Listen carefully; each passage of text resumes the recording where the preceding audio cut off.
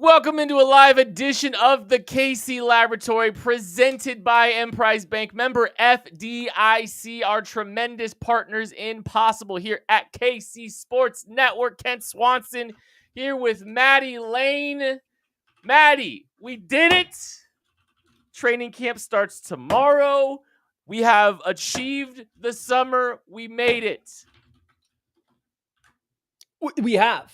Sorry, I didn't know. I thought there was a little bit more coming up there. Yeah, we made it. We've made it through the summer. It's still actually the middle of the summer. Shout out NBA Summer League for carrying me this far. Really? And yeah, I did actually. I had a lot. I did Charlotte so does much one less. thing right, and now you're like, all right, hey, we're in. Listen, we're following the Timberwolves right now because of Anthony Edwards. I have no problem admitting it. I am the biggest fair weather basketball fan. I am rooting for whatever team my favorite player at the moment plays on. So you can miss me with anything.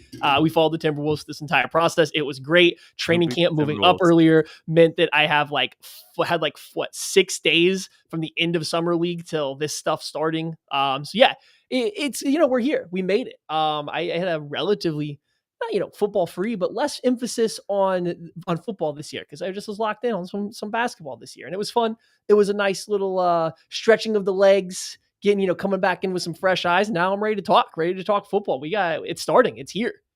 Yeah, I can feel the juices flowing a little bit. Like I'm starting to get into football mode, like in a big way. And it's like, you're never. We were arguing pre-show. That's why we started late because you and I are arguing over the dumbest minutia of the of what each initials on contract stuff means, right? So that's how you know football's here. We got it. We're good. We're speaking the same language ish, I think. And we'll roll with that for the remainder of it. It's okay. You're speaking French and I'm speaking German, I guess, but sure. Wait, no, pause. 9. Thanks everyone hanging out with us today. We're really excited that there's actual things that are Chiefs related to talk about. There is real news that has happened since the last time that we've done this show. And it's only going to start happening more and more often, right? Because training camp is about to be in full swing starting tomorrow. We're going to get glimpses of training camp tomorrow. We're going to get views of who's lining up at left tackle, all that stuff. Can't wait to break down all those things as they are happening. But there's been plenty of news before the practices even start. And we will begin with this. George Karlaftis is the next player for the Kansas City Chiefs to get an extension. Trey Smith gets his deal taken care of, and now we've moved on, and it's time for George Karlaftis to get paid. Essentially, it was a 4-year, $93 million deal, or incentives up to $93 million. 4-year, $88 in new money extended to the end of his existing rookie contract. Matthew Lane, I know you already did the breaking news team a little bit about this, correct? I have. So before you even come to me, I want to hear your thoughts on the whole thing because I did do the breaking news team with Tuck. I had my initial reaction there, and then kind of as we went through it, not that my tone changed, but it shifted a little bit. I thought I kind of reframed what was happening, and then since we have finished the breaking news team, I have also changed my mind again because more information has kind of come out. So I've bounced around, but I want to hear. One, Tucker asked me this. I think this is good. What were you doing the exact moment that George Karlaftis' extension was announced? I was in a pool, and I was hanging out in a pool, and the Bluetooth was set up, and I was listening to some tunes, and had absolutely no clue George Karlaftis had signed an extension for an hour and a half. I got out of the pool. We were leaving. We were heading home, and I checked my phone, and an hour and a half before, not a grinder. George Karlaftis had signed his extension. So then I just went full into research mode, and actually I was kind of I almost went through the entire kind of buffer period because how it kind of works, right? There's a deal that's announced. The biggest numbers possible are announced, right? It's, George Karlaftis, it's a 4-year, $93 million extension. So you're getting this giant figure out the way. Oh, it's 23 million APY and all this stuff. And I literally right before or right after I kind of processed that, the news kind of starts coming in a little bit about the structure of it. And you kind of start to understanding what the numbers and figures kind of look like. So initially I was like, you know what? I understand why they gave him the money that he did. 23 is a lot of money. but I understand the thought process, and I'll defend the thought process a little bit too. But as you kind of start to see, it's 4 years tacked on to the end of his rookie contract, so the new deal isn't even starting until 2027, and you're essentially it's 4 years, $88 million contract over 4 years starting in 2027 with some incentives that kick it up an extra $1 million every single season. I don't think there's a ton to argue about. I don't think there's a ton to get upset about. I like what's happening with it. I like the move. I think it was a smart move, and there's plenty to talk about, defend, whatever. I don't even know if there's much to defend at this point, honestly. I feel very good about the deal looking at the totality of it. Yeah, I think that. So I kind of, as we were going through it, I was like, "Ooh, that's a lot." You hear the big numbers, and you're like, that's a pretty good, substantial amount of money for George Karlaftis, a guy that I don't think anybody has ever on a football field just been like, that guy's about ready to take over this game. That we have to stop him from winning this game. We have to stop George Karlaftis. Like that's not. I don't feel like that's what offenses go in game planning for. So to hear 24 million, per year, that seems like a little rich, but then you're like, okay, well, wait a second. It gets out, I think, from Diana Rossini that keeps him in KC until 2030. So then you kind of realize this is coming into place after the next 2 seasons, after this year and his 5th year club option on 2026. So now you're wondering, how do they structure it? How do they space this out to where maybe that average drops down from 24 million to 17-ish million per year? And it sounds a little bit more palatable for a guy that is, I think by definition, a quality defensive end too, but not a lead guy in that spot. And so it kind of starts to sound better when you frame it that way. But then it comes out, I think Florio had it first. Just that the structure, the Chiefs essentially are just putting all the money to those 4 years. Like it has nothing to do with the next 2 years. His cap hits for the next 2 years are staying the same. All of the money that's going to George Karlaftis in terms of how it impacts the Chiefs and what they do are stuck in those 4 years from 2027 through 2030. Yeah. And like, I think when you look at it like that, one, you're like, I'm a little bit like, okay, so what was the thought process for George Karlaftis signing it? Just locking it in and moving on. Like, good on the Chiefs. Like, getting paid early and moving on. It's essentially 6 years and 6,101 essentially, I think is what some people have kind of essentially classified it as, right? He's getting paid. He's getting a lot of money, and he's locking it in. He's locking it in and making sure that he can secure generational wealth. $62 million guaranteed for injury, which I think is probably part of the incentive there for him to kind of make sure that he gets this thing done. But you're looking at just a remarkably reliable player. You're looking at a guy that's played 85% of the snaps. You're looking at a guy that's going to give you a lot of snaps on the field. You're going to give outstanding effort, great culture fit. These are the kind of guys that you pay. These are the kind of guys that I think you pay. So I love the deal. I think it's a tremendous deal for the Chiefs. I think it's a great deal for George Karlaftis to get paid and get out ahead of it. Good for him. Congratulations to him on getting all of that money. I think as time has kind of gone, I don't see a ton of people saying that it's a bad deal for the Chiefs. I don't see too many people upset. But like, I think for those that are upset, I've been looking at this and like this, the cap hit in 2028 for George Karlaftis is already 9th among defensive ends right now. So we are 3 off seasons away from 2028, and his cap hit in that year, which is going to be like 23 million, I believe, is already 9th amongst defensive ends. There are a lot of defensive ends that are going to get paid. The cap is going to go up increasingly. You are going to see his cap hit for 2028 fall somewhere between 15 and 20 among edges when the numbers continue to rise for all these players and for literally the rest of the league. So I look at it and I just go, he's going to get paid handsomely, but I don't think it's this detrimental deal to the Chiefs that it's going to be problematic. And I think he's going to wind up being the 20th highest cap hit in 2028 at the edge spot when it's all said and done. I think that number's a little lofty. So Yeah, you mentioned earlier in there that like you don't think there's like anything to be upset about. Like I don't know, you can look at it by cap hit, but I'm going by the AAV percent of the projected of the cap. Right, you're looking at 2028. That puts him as 11th. Like, and I understand that more contracts are going to come in, but we're looking at percentages here. So it's not like every new contract is definitely going to put somebody above him.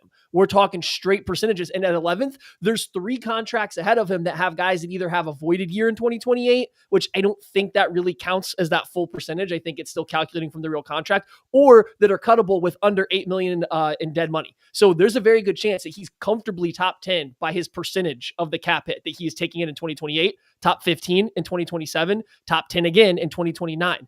You're paying him like a top 10 edge by percentage if we're going based on the percentage of the cap. Now, there is room for guys like Aiden Hutchinson, maybe Kayvon Thibodeau with the big year, Odafe Oweh. There is room for some of these young guys to come in and slide into that spot and knock him down a little bit. But I definitely don't see him falling down to 20th. I definitely think you're still paying, from the Chiefs perspective, you're paying a premium for a guy that you drafted, that you signed early, that you're giving a lot of guarantees to. Like, I do think they're paying a premium for him. Now, is that premium worth it? We're going to find out whether he keeps developing, whether he can continue to play 80+% of the snaps every single week, every single year. We'll find out. And maybe that's what they're paying for, is the consistency and the reliability. But the more I dug into it, and especially seeing how they structured it, where that money was not spread out over these next 2 seasons and all pushing those 4 years, it does make me nervous to have 20, what is it going to be, 8-year-old George Karlaftis being paid, again, by percentage of the cap, as a top 10 to 12 edge in the NFL. I don't think he's going to be there. So I do think there's a little bit of risk than you do with this contract. I think this is the kind of contract, and I said this the whole time, George is that player that's just good enough that you really do want to pay him to keep him around, and you have to pay a premium. You can make an argument for it. He's also not quite the game changer that justifies overpaying him or paying him a premium. And I think the Chiefs are right on the border of both of those things. And so I think you kind of have to see how it plays out. I feel like George Karlaftis is getting more in the open market, so I don't think it's a premium. And that's where I'll push back. I think George Karlaftis gets paid more in the open market if he gets an opportunity to get out there. And for the Chiefs, like, I think that's one of the things that's like I think worth acknowledging here with all this too, is the Chiefs are going to be picking around pick 30 where George Karlaftis was selected. And candidly, George Karlaftis is an incredible value at a key position at pick 30. You do not see defensive ends hit the way George Karlaftis has hit. Now, does that mean he has the elite ceiling of the players that were drafted in the first half of the first round that typically get selected in the first half of the first round? No. That's why those guys get picked. You don't even have to be productive in college to be drafted if you have elite pass rusher traits. You can go like Shamar Stewart, Texas A&M's Shamar Stewart, who might be an Aggie in 2025. I mean, he had elite traits, but not as much production. And it's because those traits are just so coveted. The Chiefs will not have a chance to draft one of those guys, probably for the next decade, because they have the best player on the planet at the quarterback position for them, and they don't lose football games.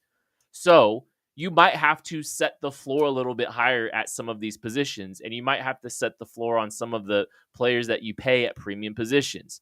I don't think it's an out of left field deal for George. I think he gets paid a lot more if he gets to free agency in 2027 when he's due for it. And I think the APY, especially since the cap will have exploded by then, would be significant. I mean, like, Josh Sweat got a $19 million APY contract this season, not playing 85% of the snaps. Now, it's the Eagles, so like he didn't have to, but I'm just saying, like, a guy like him that plays as much as he does, that plays as hard as he does, he's getting a bag in 2027 if he gets to hit the open market. I guess, yeah, here's like my final thing on it. I'm going to read out some other players over the past couple seasons that have had the same like percentage of the cap hit that had George Karlaftis is getting in the same general area. And you're just going to tell me how you feel about how those guys did during this contract. John Franklin Myers with his final contract with the Jets. Do you think he would be worth George Karlaftis money that he just got? Do I think John Franklin Myers is worth the... His contract was 7.6% of what the cap was that year. George Karlaftis is 7.88. Yeah, in the I think ballpark. I'd rather You think have John Franklin? No, I'm not asking about George. Do you think John Franklin Myers was worth the contract, like being no, paid that much money? no, Okay, what about J.J. Watt's final contract with Arizona when he could barely play? Maybe probably Emmanuel Agba for Miami, not. Carl Lawson, Jets, Chandler Jones, Not in the Raiders. Jets era. Yeah. Right. No, that's what I'm saying. Leonard Williams when he went to Seattle. Yeah, he's been fine. Right, fine. What about Draymond Jones, also Seattle? So like, this is just a tricky area. All of a sudden, there's like a very tricky tier of pass rusher to pay. I'm putting Yeah. like now. I skipped over Alex Highsmith, who you'd probably say might be worth that amount of money. But again, like, is that really where you want to spend your money? So I'm just saying, I think it's a tricky tier. This isn't even a negative. I think there's just a really tricky tier of defensive end to have to pay because you have a lot. These guys are clearly not good enough to start making your Trey Hendrickson, Von Miller kind of monies and stuff like that, or Max Crosby kind of money. But they're also good enough that you have to pay them more than Zach Allen when he was leaving Arizona going to Denver, more than what Josh Sweat did get on his previous deal with the Eagles. So it's just a really weird tier that you have to thread this needle, and I think it's a tough job. I think there's a lot of. I think I'd pick George over a lot of those players, and a lot of those players saw the open market, which is the reason that they were getting that number, right? And like I think that's the little piece of this too. A lot of those players that you're talking about there got the open market and I think are a lower tier than George. I think George is a better player than a lot of those players.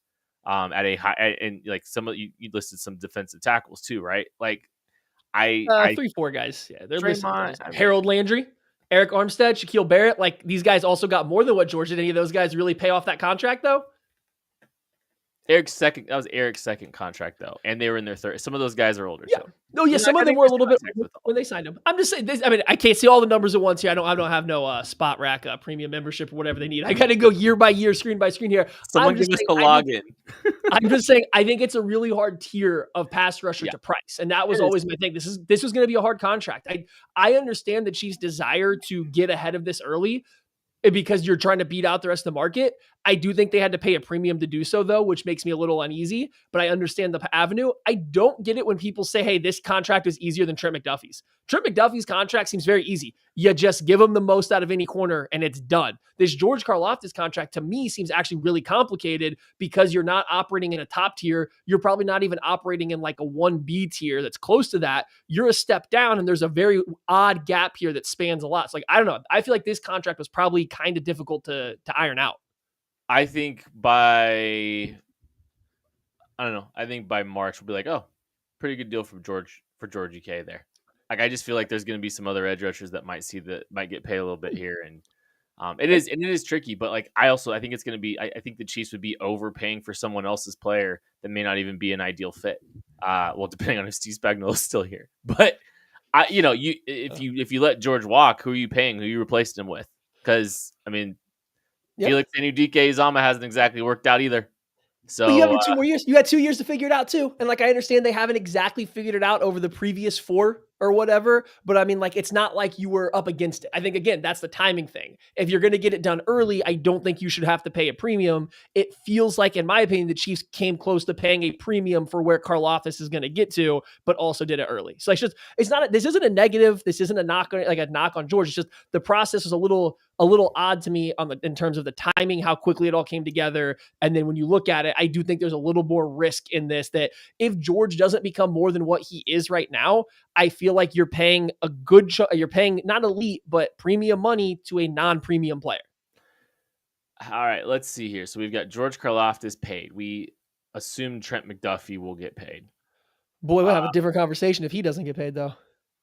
Yes, we will.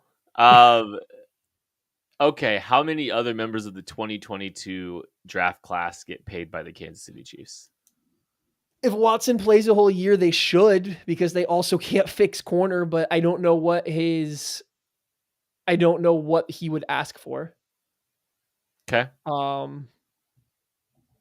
Leo should, because I don't think he'll break the bank. I don't know if he is going to have played enough to really impact like anything that you can do. So I would also bring him back. Okay. Pacheco. Najee Johnson.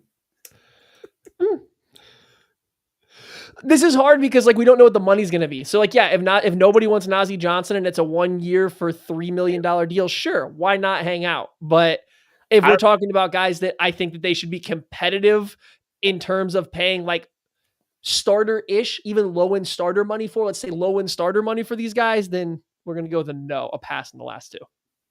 Yeah, And Josh Williams passing that as well. I think maybe Cook. No, they should not bring back Kennard. Maybe Cook. Maybe Jalen Watson. Maybe Pacheco. Outside of those two, outside of the big two, I think that might be the list right there. I'm curious to see what Brian Cook looks like another year removed from the injury. Big year. Contract year's undefeated, baby. A lot of 2022 is trying to get paid. This should be a good year for the Kansas City Chiefs. So we'll see what 2022's got. What that 2022 class has in store for them. We will not be seeing a few players on Tuesday when camp opens. The Chiefs started the season with 3 players on the PUP list. Those 3 are Trey Watson, the undrafted free agent tight end. Gave him a little bit of money. Him and Jake Brenningstool actually, I think, got like the same amount of guaranteed money, if I remember correctly. And then Christian Fulton, the free agent cornerback, Jawan Taylor, the right tackle, are all starting the season on the PUP list. What were your thoughts when you heard that news, Maddie? I think Christian Fulton was a surprise. I don't think that we had heard that heading up to this point, like from anybody, that he was on. I guess I don't remember the practice reports during any of like the mini camp stuff or anything like that, or what he was listed at. So I think the Fulton one seemed to catch a lot of people by surprise, myself included. And that's not great for somebody who has, kind of sat here and said, hey, I think they can be okay at cornerback. I don't think they need to make any significant moves at cornerback. I think they have 3 guys that can probably start. You always know that Josh Williams, Najee Johnson can go out there and eat snaps if they need to, even if they are a small liability. When they are the number 3 guy, it's not as big of a liability as when they're both out there together. You always have the ability to flex Chamari Connor down back into the slot if you need. Just like, I felt like the corner room was okay. But if Fulton's not ready, and according to Andy Reid, it doesn't sound like he is like knocking on the door to being ready, that does give me a little bit of concern and like makes me wonder why maybe the Chiefs weren't a little more interested in trying to get another veteran corner in this room, because they definitely they showed some weaknesses in that spot last year, I thought, for a lot of the season, and Watson has not been the pinnacle of health. So I'd like a better backup plan. And like, I think there was always baked in concern about Christian Fulton's availability too, because like he's just had injuries as it is, right? But what you're looking at right now is running last year's group back plus Noel Williams. Now, Jalen Watson was awesome when he was healthy last season, so like you're getting him back, and you're hoping you're getting a healthy version of him. You've still got some slot options, and Noel Williams was a top 100 pick that the Chiefs traded up for. So like, I think, there's some reason for optimism. Like, I think Noel Williams could very easily be the highest Williams on the depth chart by the end of training camp, and jump Josh Williams in the pecking order, right? But the pressure's on a little bit. The pressure's on this cornerback room a little bit more. You need this group. You need Jalen Watson to stay healthy. You need Noel Williams to be out and ready to go, because like, I don't think any of us are super excited about the Najee Johnson experience. And, as long as he's sitting out here and sitting around, like, there's a chance that the Chiefs will just lean on him because they trust him, especially, maybe early in the season as they're dealing with some of that. So, they need Christian Fulton back, and I'm hopeful that he can get back. The phrasing that Andy Reid used was basically saying Jawan Taylor, they're expecting to be back sooner than Christian Fulton. So Jawan's closer than Christian is. Who knows what that looks like? And like, I don't know when we're going to get a ton of clarity on when we will see Christian Fulton practicing in St. Joe. Yeah, I don't know. We'll have to find out as it keeps going. I know, obviously, don't be concerned. Should we? I saw this question now. Should we be concerned from? No, I don't think concerned yet. But if we get, I think like the first 2 to 3 weeks of training camp are usually trying to get all of the like install stuff done, get everybody on the same page. And Fulton being a new player to the team probably needs as much of that as possible. But if we get to after 2 weeks, then he's ready to go out there, then it's not worth the concern. After that mark though, and you're starting to turn the page and preparing for the season, then I do think, yeah, you get a little worried that Fulton might be slower to mix into the rotation. And we do know about the Chiefs, especially on the defensive side of the ball, they will be slow to put guys into the rotation that they think are still learning the system. So I do think that we can get a little nervous if it's a little bit later on. I don't have a concern about Jawan Taylor. It's more of intrigue, and it's the right tackle spot. Like, what's the right tackle rotation about to look like once camp starts? Because we knew the Jawan Taylor dealing with the knee thing was hinted at, I believe, by Brett Veach earlier in the offseason, or maybe it was Andy. One of the two had mentioned that, he had a knee thing that he played through last year towards the end of the season, and now he's been missing some time with it. And I'm just curious to see what the right tackle rotation looks like come camp. Like, what's both tackle spots really? Yeah, no, like the biggest question mark for the Chiefs on the offensive line. Well, I think it's still the biggest, just because like I think they'll figure left guard out, and like the value of the tackle position is higher than the left guard position as it sits right now. But it's murkier, because you're still maybe not even going to get a ton of clarity in the first week of camp if Jawan Taylor's not there. You're still probably not going to have a good pulse on where it really stands. Like, you might have a few ideas here or there, but I don't know if you're really getting, a good perspective on where things stand. For instance, like we talk about, like Jalen Moore has not played right tackle in the National Football League. Josh Simmons has. How does that bake into the consideration there too? I'm fascinated to see what the rotations are. I would say Josh Simmons is somewhere on the offensive line with the first team when camp opens, though. Yeah, like that's you'd be surprised if it wasn't, right? Yeah, I mean, I don't know what I just want to see what I just got to see what they're doing. I'm trying to reserve any, like, there's no concern, there's no worry. I'm just trying to wait and see how this plays out, because all the things seem to be trending up for, Josh Simmons as we go into camp. It's all been good news. Everyone's kind of riding the high right now. We haven't seen Jalen Moore got to do a ton of practice because he had been limited for a lot of what he had been doing during the mini camp process. So we're about to get to camp. The only for sure known starting tackle that this team had on the roster isn't there. So what are they going to do? Are they cross-training the two left guys battling for left tackle for right tackle? Is Wanya Morris just stepping in there? Is Kingsley cross-training from left guard to right tackle? What's the plan going to be here? I am very curious about it. And I think, I'm just curious about it. I will say this. I don't want to see Josh Simmons play a single rep at right tackle. I want it to be left tackle exclusively. Only. That's Ethan Driscoll's music. Anyone else. You can play Travis Kelce at right tackle.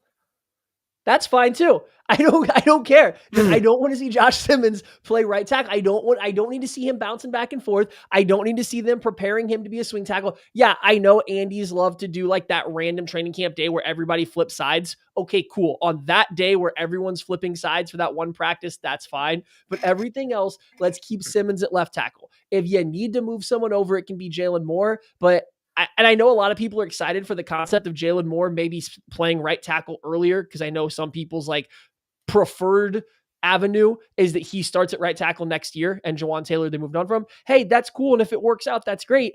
I also know that he couldn't even get in the competition with Colton McKivitz in San Francisco, who's not a good right tackle. So like, I'm going to keep my expectations low in terms of Jalen Moore just sliding over to right tackle seamlessly and that not being an issue. But if that's what they need to do until Jawan Taylor's back, that's fine. Cross-train him as a swing tackle, because that's probably best for the Chiefs moving forward, is that Simmons is the left tackle and Jalen Moore is a backup or can transition to that side of the ball. Yeah, the hope is just Simmons. That's one of the things I'm most excited to see about. It may be the most thing. I just want to see how much trust and faith they are putting in Josh Simmons and how quickly they're doing it. Because I think that'll tell you a lot about where things stand with everything. And yeah, Jalen Moore hasn't had like the healthiest offseason either. So like, there's also that to take into consideration too. I think Josh Simmons was getting more reps than Moore was, because Moore missed the Moore was never a full participant, I don't believe, in minicamp. So, yeah. I mean, Josh Simmons might have a leg up already. Let's hope so. Well, I don't know. According to Tucker, he has no knees, so. That's a good point. That's been Tucker's stance Yeah. in April. There's a break with Tucker Franklin in here. We're going to watch that. We're going to take a break right after this. Looking for tickets for your next event? Tickets for Less is your #1 source. Save big on every purchase when you use promo code KCSN at ticketsforless.com. Success in real estate takes more than vision. It takes the right financial partner. When someone takes something rundown and turns it into something great, that's called a comeback story, like Brain Group. They take distressed properties here in KC, completely rework them, and then turn them into valuable real estate. But that kind of work needs the right bank behind it. Enter Emprise Bank. They're not about cookie-cutter loans. They saw Brain Group's vision, backed them, and now they're making big moves in Kansas City real estate. Talk about your partner in possible. Emprise doesn't do one-size-fits-all financing. They invest in potential and back growth. Visit emprisebank.com/KC to learn more. Emprise Bank, member FDIC, equal housing lender. Folks, there's nothing that beats relaxing on a hot summer day and watching some baseball. And there's no simpler way to get in on the action than by downloading the Pick 6 app from DraftKings. It's crazy simple. Just pick more or less on the stats for 2 or more of your favorite players, and boom, you're in the mix for big cash prizes. And the best part, Pick 6 is available right here in Missouri. Don't miss out on the fun. Don't settle for a smaller payout. Switch to Pick 6, and right now, new customers can get $25 in bonus picks with their first deposit of $5. Here's what you got to do. Download the DraftKings Pick 6 app now and use code KCSN. That's code KCSN for new customers to get $25 in bonus picks with their first deposit of $5. Better payouts, bigger wins, only with Pick 6 from DraftKings. The crown is yours. Gambling problem? Call 1-800-GAMBLER. Must be 18 plus. Age and eligibility restrictions vary by jurisdiction. Void where prohibited. New customers only. Minimum $5 deposit. Bonus picks expire 168 hours after issuance. For additional terms and responsible gaming resources, see pick6.draftkings.com/promos. We are less than a month away from the KCSN golf tournament at Creekmore. We have very limited availability left, but it's going to be a great time. And I think there will be some opportunities for you to enter raffles to potentially win some great prizes that we will be raffling off there at the golf tournament. The link is in the description of the show if you want to have a great time and do some good. We're going to have a lot of fun out at Creekmore Golf. So go check that link in the description of this show. We would really appreciate your support of KC Sports Network and the KCSN Foundation. A lot of things that we're trying to do to help support our community, love on our community, and the fundraiser is one of the things that we use to try to do that. Maddie, I'm really sad. Last week on Wednesday, we forgot to spin the wheel, and there was only 2 games left. There was this one. And then, is it the Denver field goal block game? Yes. The less fun Denver game. So I've been informed by Tucker Franklin because I've asked him if we could spin the wheel with just one game left. Mm-hmm. And we're not going to do it. Which means that we just, out of left field, we didn't even know it was the last time we were going to be spinning the wheel for the summer. And it's over because we just decided that we were going to do the AFC divisional round today. In keeping with George Karlaftis' 3rd sack, and we didn't spin the wheel. True. That's sad. So now we don't even get to. Now we're wheelless until next off season, or until the next. I guess the raffle, the next raffle we do online. I guess, but well, joke's on you. I'm gonna find an excuse to use the wheel on Wednesday. Really? Yeah, I don't know what it's gonna be yet, but I'm gonna come up with something. It's like, oh no. Oh no, we're gonna add another bit in here. I can't wait. You guys always say stuff like bit as if there's a bit. There's no bit. It's just Maddie Lane is all it is. Anyways, we have been doing our lessons learned. There are 2 games left. We are doing the AFC divisional round game against the Houston Texans, a 23-14 victory for the Chiefs. I was at that game. That was one of the games I got to, that's the second time I've seen Mahomes ever. So I got to be at that game. That was really fun. Thanks to our friends at GEHA for that. But rewatching the game, Maddie, what was the lesson learned? Don't block George Karlaftis with a tight end. It was an excellent game by George. I thought he made some really good plays early in the game with some contained stuff, trying to chase down CJ Stroud and stuff like that. But then as the game wore on, you could clearly see that Steve Spagnuolo got a read on some protection stuff that the Houston Texans were doing. You could key in on how to get the backside defensive end one-on-one with a tight end, and who was Dalton Schultz, I think, most of the time with that.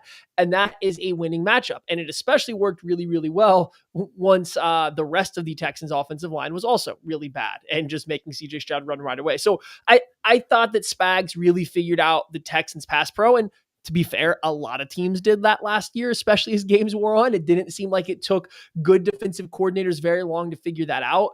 So, kudos to them for doing their job. Kudos to George for capitalizing on it. I wish the offense would have done a little bit more, but I thought the defense, the pass rush really put a bad Texans pass blocking unit in trouble. Well, this is the game that got Bobby Slowick fired. I think there was a lot of games that went into that. There was a lot of 3rd and 8 pluses that they went through to get to that point. So, there definitely was. It was just, and I remember you saying vividly, we were talking last offseason, and I was ready to crown Bobby Slowick. I was like, yeah, man, there's some good stuff coming here. I really like what's going on in Houston. And you went, well, I think we were talking about Stroud and Slowick, just like both of them together. And you just kind of gave us like not so fast, my friend. And here we are. Gotta make the young guys do it more than once. So you gotta make them do it more than once. Here we are, and Bobby Slowick's gone. Chris Strausser, the offensive line coach, gone. So some big changes made because they did definitely get exposed in that game, and that was certainly one of the big takeaways from that one. I don't know did you look at the box score? No. Okay. Do you know how many receivers or pass catchers had more than 40 receiving yards? Pass catchers? Yeah, had more than 40 receiving yards in that game for the Chiefs. Did Worthy get there? I know he had a couple nice routes, but I don't know if he got to 40. I know Kelsey did. I'm going to go with 2. I'll say Worthy got there, but I'm not sure. Okay. Do you know how many got to 20? I'm going to stick with 2. Do you know how many got to 15? 3 that a running back sneak in at 15? Do you know how many receivers had receiving yards in this game for the Kansas City Chiefs? Oh no, I thought Hollywood caught up all, but the way you're asking this, I'm going to go with 1. They had 4 pass catchers catch passes in this game. Oh my God. And Kelsey caught like half of them. Kelsey caught 7 of the 16 completions from Patrick Mahomes in this game. Travis Kelsey, 7 catches, 117 yards. Xavier Worthy, 5 for 45. Noah Gray, 3 for 13. Oh, Noah. Okay. And Kareem Hunt, 1 for 2. Yeah, it was abysmal. I will say, and like we can definitely call this one foreshadowing of like what was going to happen later on. I understand that, but the Chiefs' offense rebounded really well against the Bills, so it made this game look more like, hey, we know the Texans' offense doesn't have the juice for us. We also just played them and kind of not threw out our best stuff, but these two teams are now a little familiar with us. We know the Texans can't hang points on us. We're just going to coast. That was my thought watching it live. That was my thought, especially after watching the Bills game. And I can even still make that argument, even knowing what happened against Philly. I think I can almost even make that argument rewatching that the Chiefs weren't trying to get out of their comfort zone. They were just trying to coast through it. However, you want it to look a lot better offensively when you're coasting than it did. Yeah, I think they tried to protect Joe Thuney a little bit in this game, and they tried to was putting it on him, and it did go well. So like you had your offensive line issues there. I think they definitely sandbagging is not the right word, but they were playing they were just trying to get through that game. And like the Chiefs had they had the Texans number offensively, and like the frustrating part of that, or defensively, sorry.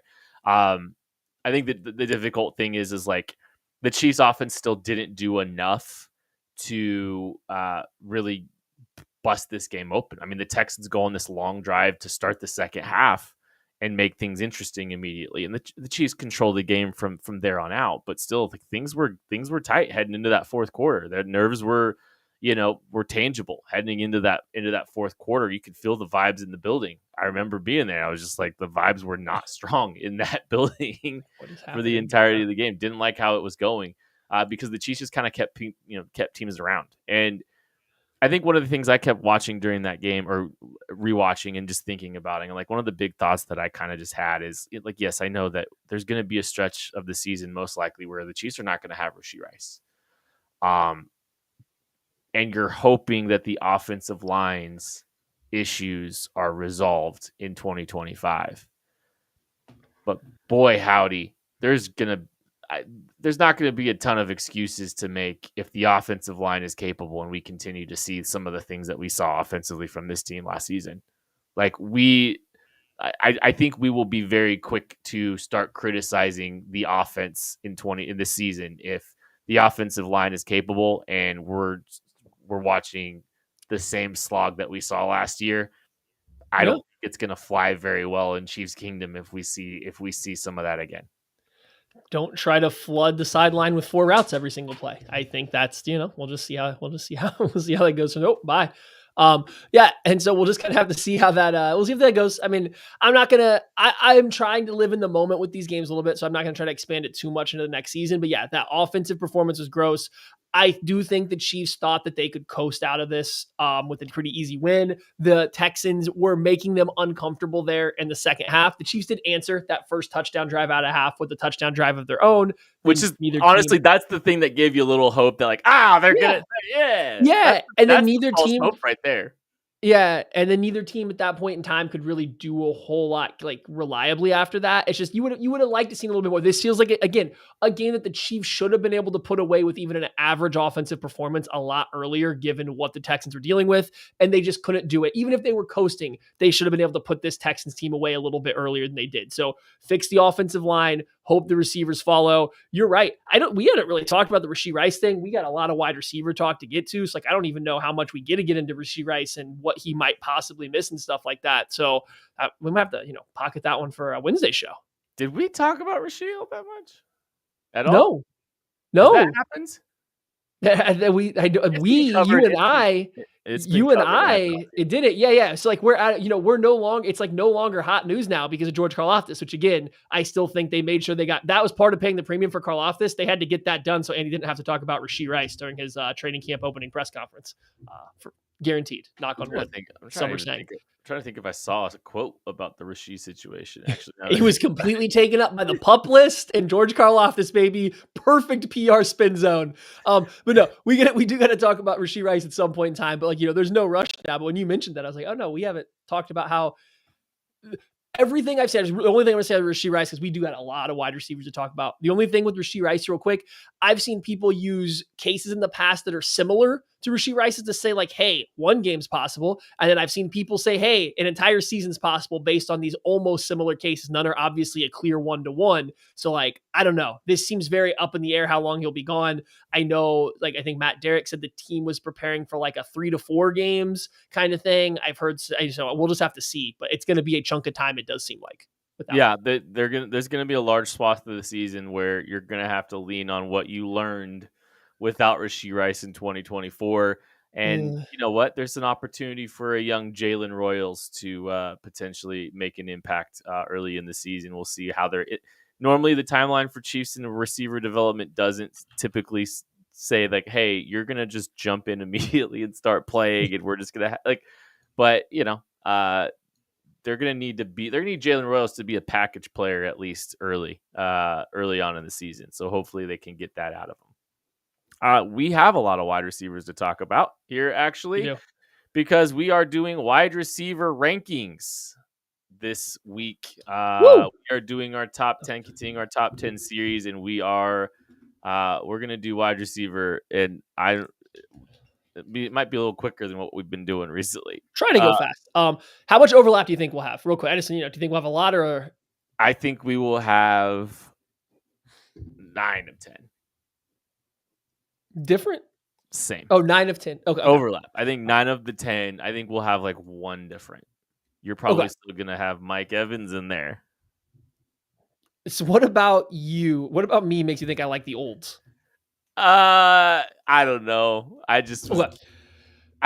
How we do is we're going to start from 10 to 1. We do it by tiers. There's no guaranteed amount of number in each tier. I kind of have 4 real tiers, but also Tucker, if you have my the beginning of my list, you can toss it up there. We called these the elite slot only guys. These are 5 bonus numbers. I was afraid you were going to do. And this isn't even like it's listed as 11 through 15, which is fair because that's how I sent it. But this is like a separate position. These are just my top 5 slot only receivers. Chris Godwin coming off of the ankle injury, Jackson Smith and Jigba for the Seattle Seahawks, Lad McConkey for the Los Angeles Chargers. At number 12, Rashee Rice when he does get a play of our Kansas City Chiefs. And then on the outside of my top 10, Amon-Ra St. Brown. And honestly, I did bump him down because I did not like how he was during the wide receiver documentary that I watched recently from last year. And I do think he's a slot only receiver. So these guys, I don't think offer enough versatility to play on the outside reliably and consistently. So they can never crack my top 10.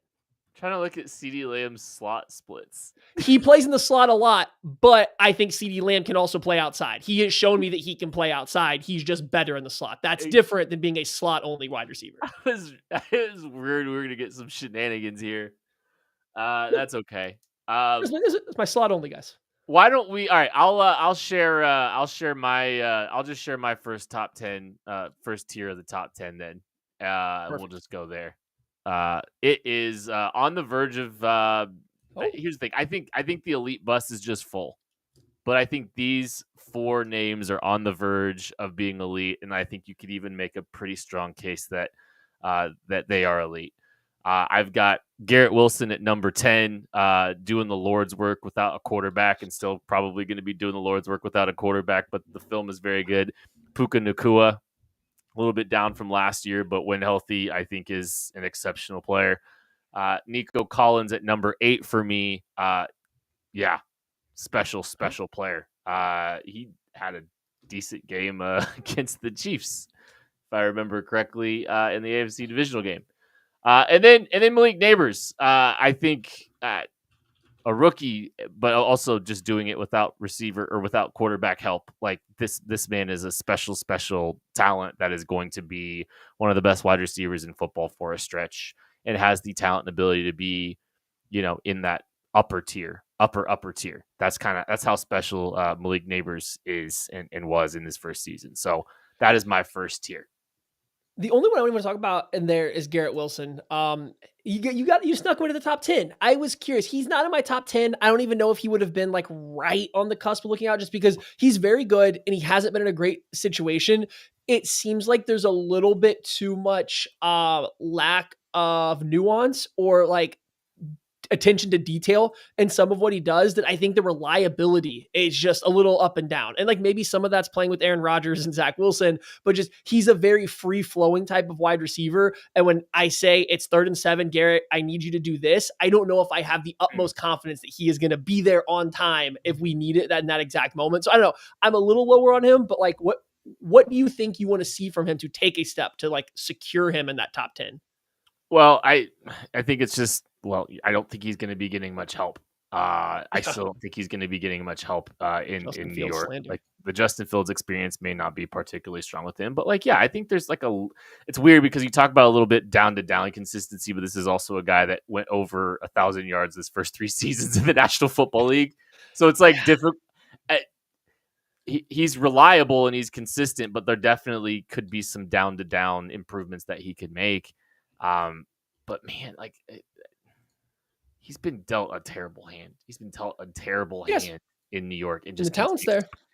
And the talent's there, and like the talent's kind of exceeded, I think, some of our expectations of him coming out, right? So, he snuck into the back end of there because, I think he deserves some credit for what he's been able to do in a horrendous situation in New York.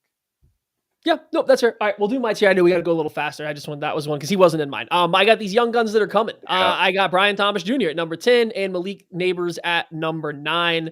I went back and watched a little bit more Malik Neighbors. He's got the moves differently thing going on. I do think that Brian Thomas Jr. has a size speed combination that can't be matched, but I do wonder if he's ultimately capped at being more of a entirely vertically based wide receiver, which isn't bad. There's going to be some guys on my list that are that type of player, but like, I just wonder if his ultimate ceiling is capped a little bit based on how he can functionally move. Whereas Malik Neighbors has the quickness, the change of direction, this like flexibility, explosiveness that you don't find in a lot of guys. And neither one of them had a good quarterback throwing them the ball. So, all right, we'll move on to my next tier. This is, I think I just labeled it just the elite tier. And like, I think I gave 6 receivers the elite status. I think you can make a case. I gave Amon-Ra St. Brown the unbelievable. The number 6 spot. And I mean, he is elite at what he's doing. Tyreek Hill is number 5 for me. AJ Brown is number 4 and CeeDee Lamb is number 3 for me in that tier. I know we already have your opinion on Amon-Ra St. Brown, Maddie. Sure. You don't think the slot only receiver can play or can be the number 6 receiver. And okay, absolutely correct. All right, let's see your next tier. You throw up my next tier. These are my these guys are elite at being vertical wide receivers. They are stretching the field. That's what they do. We got number 8, Terry McLaurin, number 7, Nico Collins, number 6, Tyreek Hill. They're good receivers across the board, but when you really dive into what they do, Tyreek Hill's a little, that offense gives him some short stuff, but really when you think of Tyreek Hill, it's the long game. It's what he can do stretching the field. Nico Collins is a bigger bodied guy, runs a lot more posts and digs over the middle of the field, but it's still almost all intermediate to deep. And same thing with Terry McLaurin. All of these guys get a large portion of their targets downfield. So I think they are elite field stretchers that offer more. They're not a one-trick pony, but that's clearly what they built their game through. So we got McLaurin, we got Nico Collins, and we got Tyreek Hill all in that tier. To tie my tiers together, I think Brian Thomas Jr. can join that tier. I don't know if he can get higher though. And we'll see when we get to it. I don't know if there's room for him to get above that tier. Malik Neighbors can. So that's why I kind of had Neighbors ahead of them. And if I'm looking at growth, Neighbors has top 5 potential. Brian Thomas Jr. might be capped in the back half of the top 10 for me. What does Brian Thomas Jr. have to do in 2025 for you to see him get there? Because, like, man, I think even snapped production too. Like, man, like it was great.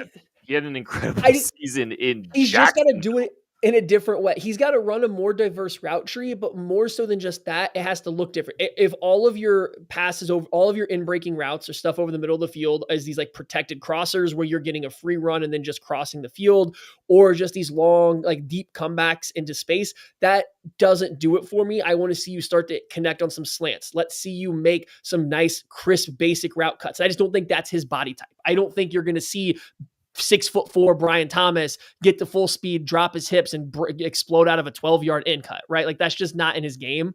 So I just think that there might not be space for how he moves athletically to jump this tier. And that's not bad. I mean, we're talking about Nico Collins, Tyreek Hill over the past 2 seasons, Terry McLaurin, all really good wide receivers.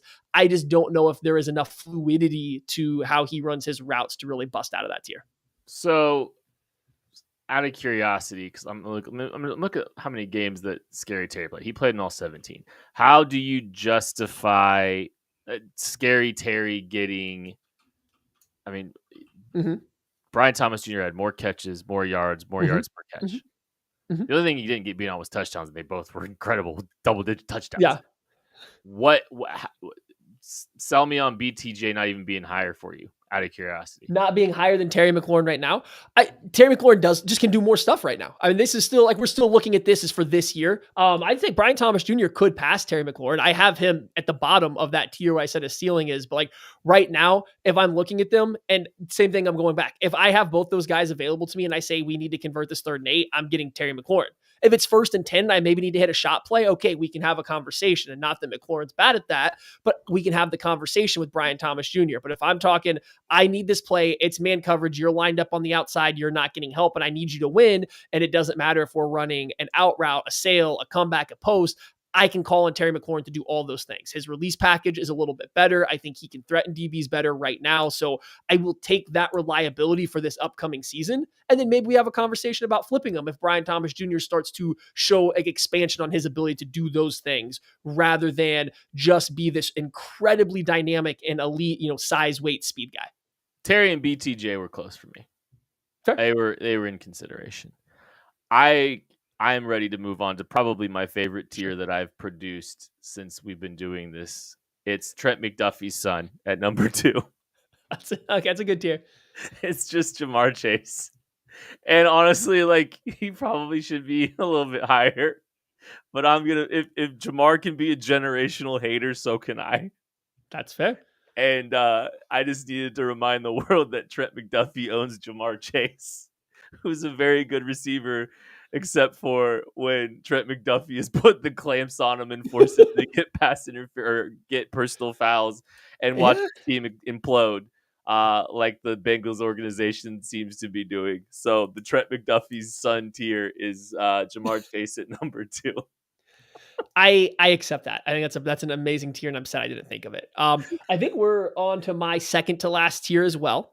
It's not quite as creative as yours here, but I have coming in at number 5, Puka Nacua. Number 4, AJ Brown. Number 3, CeeDee Lamb. I think these guys are game changers. These guys can do anything I'm going to ask out of them, and they are doing so to where a defense has to slant to stop them from being able to do it.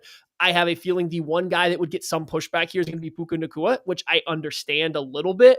However, every time I watch the Rams, any game I tuned into, they needed a play. Even once Cooper Kupp came back, it was never Cooper Kupp. It was always Puka Nacua. And you can just throw the football anywhere near him. And his ability to utilize his size and body control to give himself a well-framed catch to come down with the ball is absolutely insane. He does it to all 3 levels, despite seeing a lot of reps out of the slot and stuff. He still does get vertical when he's out there and available. He's tough to bring down after the catch. They throw him stuff for rack. Like, they use him in every single way. They use him in more ways than they ever use Cooper Kupp. And I don't know if his health will ever allow him to do that. He is a crash test dummy out there, but like, I think that he is this good. And I do think that like now that he's going to be even more of a focal point, it might really pop this next season, health depending.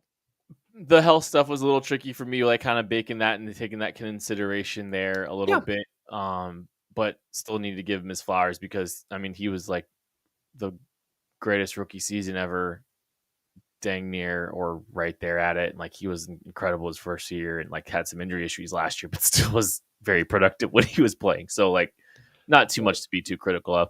All right, my last tier. It's just Justin Jefferson. Best in the league. Yeah. The best Tiger. Best Tiger. All right. We both had CeeDee Lamb at number 3. I had a slot only tier. I didn't put CeeDee Lamb in there just because like you would ask. I just want to also clarify. I've always been a huge fan of CeeDee Lamb. I do think he's best out of the slot. I just don't think you have to put him there. He's not coming off the field when you're going 2 wide receivers ever. And you're not going to not consider him a number 1 option when he's out wide. You will with Amon-Ra St. Brown. He ain't going to be your number 1 option as an outside wide receiver, but CeeDee Lamb still is. So that's why I still have CeeDee Lamb up that high. You can show my top tier because I have the same number 1 and number 2.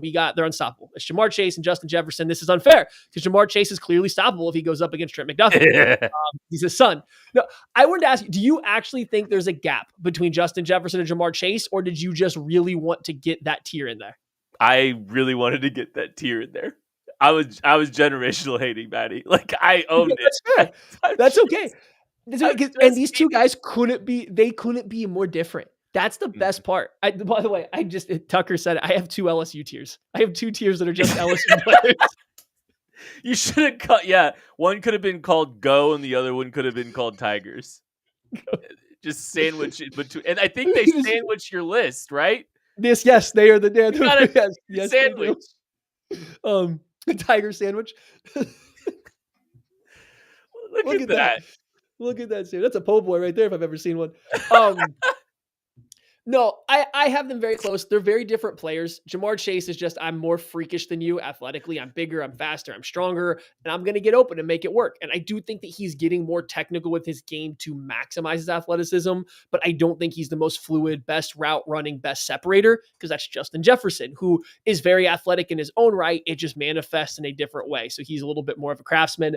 I'm going to lean towards Justin Jefferson for that reason. I think it makes him harder to shut down than it does Jamar Chase if you just have someone that can match up against them. But both of them are phenomenal wide receivers. Couldn't go wrong with either one. Jamar might be number one for me. Like, legitimately might. Yeah. His ability after the catch and after contact is rare. I don't know how many receivers I've ever seen be like that. And I don't know. But I'm a generation later. So Justin Jefferson it was worth it. I'm just look, Jamar does it all the time too. So like we can get our barbs in too. Speaking of po' boys, the Bengals. Sorry. Anyways. I was going to say, we're already over an hour. We're going a little bit long now, but we can quickly hit this. I have Rashee Rice in my slot only wide receivers that can't play outside. And maybe he's shown up, maybe some flashes to do it. I don't know if I'm buying it just yet. How close to getting to the top 10 is Rashee Rice for you? If at all. Because listen, if I were to really list it out 1 through whatever, he would not come in at number 12. I just wouldn't have a slot only list, and I put him up there because of what he can do with the ball in his hands. And for a slot wide receiver, I think that matters. If I'm listing it out 1 through 50 wide receivers, he's probably coming in closer to 20 to 25. Yeah. And I mean, the sample size that we got in 2024 was awesome. And it was trending towards, we probably, if he gets a full season of what he was doing, we're probably being homers and putting him on the back end of back into 10 or maybe even higher. Like, let's just be honest. Like, that's probably happening. If he had the same, like the pace and production that he had for last season, I mean, he's up there. Yeah. But it's really hard to judge a very small sample size. And also acknowledging that you're probably not going to get a full season sample size in 2025 either. So, yeah, he might come out and ball out in the last 10 games of the season, and we can start having that conversation. But tricky eval. Did some really good things as a rookie and looked to be poised to break out in 2024 before everything happened. And now we're probably going to be delaying the reveal of what he looks like in 2025. And he's coming off an injury now too. You got to bake that into consideration as part of the conversation too. So I don't know if I might have got out of 20. If we're being fair and unbiased with it, I think there's a chance he's not in the top 20 right now. I think it's fair. No, I think it's fair. When we do this exercise next offseason, who is going to be higher for you? Xavier Worthy or Rashee Rice? Make a prediction. Rashee Rice. Because you obviously got to see, both got to show you stuff. Rashee Rice has got to show you he can return from this injury and got to show you that first 3 game sample size wasn't not a fluke, but like was something he could build on and sustain. And then Xavier Worthy just has to grow essentially across the board. I just, with all that in mind, I just didn't know if you had, Xavier Worthy maybe. I tend to buy and believe that Rashee Rice will come back and look similar to what he did in 2024. And you saw how much confidence and belief Mahomes had in him before the injury. Talked about him as being all the makings of a wide receiver one was the phrase that he used. I think Xavier Worthy is a great, a tremendous player. I don't know if he's going to ever be considered as a wide receiver one type player. I think he is going to be capped at a guy that, I think with the vertical stuff kind of gets into play a little bit. Like, I think that will definitely help him take some steps. But like, I don't know if we're ever going to be looking at him and talking about him in the same conversation as some of these guys in the top 10 or even top 15. Yeah, I think it's fair. Like he's definitely he's gotta show a lot of growth. And I don't mean this like to be effective or an impactful player, but to start to getting this conversation, he does, I think, have to show a lot of growth. He has to show that he can handle the size and the physicality of the NFL to maximize the speed. Then we got to figure out, okay, now how are we going to go about beating press on anything but outbreaking routes? Then how are we going to do X, Y? There's just a lot of steps that he has to take to get to that point. So I'm with you. I'd lean Rashee Rice, especially if we're not talking missing 6-8+ games. If it's just a small chunk, he can probably get back, hit the ground running, and kind of flow off of where he was. I cannot wait for 47 hours from now. We get to overanalyze the limited clips that we've seen from training camp and overanalyze who was the starting left tackle in team period, all that kind of stuff. We are so close. We are on the cusp. There's a chance if you're listening to this right now that training camp has started. Like, And we got to rank our practice- offensive tackles on Wednesday. Oh, is that what we're doing? Yeah, we have to. I guess so. Well, we'll It's be 2 doing shows that on back. Wednesday. That's going to do it for this episode of the KC Laboratory. Thank you all so much for listening, watching, supporting. We love you. We appreciate you. We'll catch you later.